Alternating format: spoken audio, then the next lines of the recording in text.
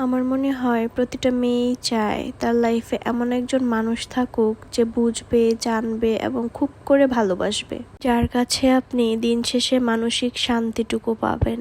টাকা পয়সা তো জাস্ট ক্ষণিকের, আজকে আছে তো কালকে নেই, কিন্তু লাইফে মানসিক শান্তি দেওয়ার মতো একজন মানুষ থাকলে আর কি লাগে বলেন।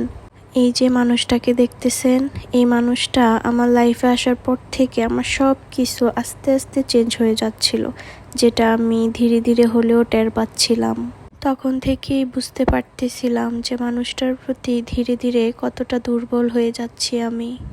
এই মানুষটাকে আমার কখনোই কোনো কিছু মুখে বলতে হয় না, কিভাবে যেন সে নিজে থেকেই আগে আগে সব কিছুই বুঝে যায়। এই তো সেই দিন মনে মনেই ভাবতেছিলাম যদি দুজনে মিলে একসাথে দূরে কোথাও ঘুরতে যেতে পারতাম। জাস্ট ও থাকবে আর আমি থাকবো, কোথাও বসবো না, নামবো না, জাস্ট গাড়িতে গান শুনতে শুনতে ঘুরবো।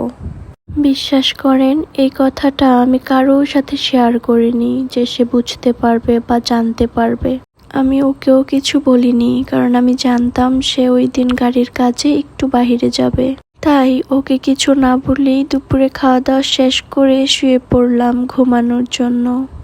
তার ঠিক 10 মিনিট পরেই সে কল দিয়ে বলল, একটু বের হতে পারবা? আমি বললাম কেন? সে বলল এমনিতেই একটু ঘুরবো, বাট শাড়ি পরে বের হলে একটু বেশি ভালো হয়।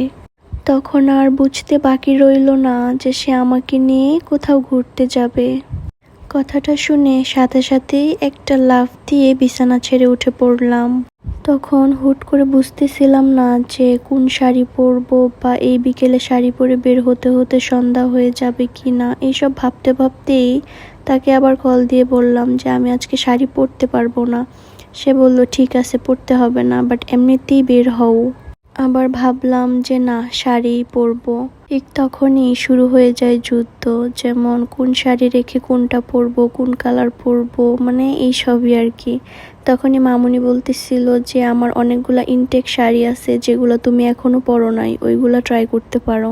তো আলমারি থেকে মামুনির কিছু ইনটেক শাড়ি বের করে সানিকে দেখাচ্ছিলাম যে দেখতো কোনটা পরলে ভালো লাগবে কি না। তো হুট করেই এই শাড়িটা দেখে মনে হলো যে না, এই মেরুন কালার শাড়িটাই পরবো, আর এই শাড়িটা পার্সোনালি আমার অনেক বেশি ভালো লাগে। সে তখনও জানতো না যে আমি শাড়ি পরবো। এই তো শাড়ি পরে রেডি টেডি হয়ে বের হয়ে গেলাম তার সাথে ঘুরতে যাব বলে। কিন্তু দুজনে গাড়িতে উঠে ভাবতেছিলাম যে কোথায় যাব বা কি করব। আমি তো ওকে বারবারই বলতেছিলাম যে আমরা কোথাও নামবো না বা কোনো রেস্টুরেন্টও আজকে যাব না, জাস্ট তুমি আর আমি গাড়িতে গান শুনতে শুনতে একটু ঘুরবো। আপনারা তো সবাই জানেন চা আর কফি খেতে আমি কতটা ভালোবাসি। বিশ্বাস করেন, তখনও ভাবতেছিলাম যদি সাথে একটু চা বা কফি হতো, দুজনে মিলে একসাথে খেতে খেতে ঘুরতে পারতাম।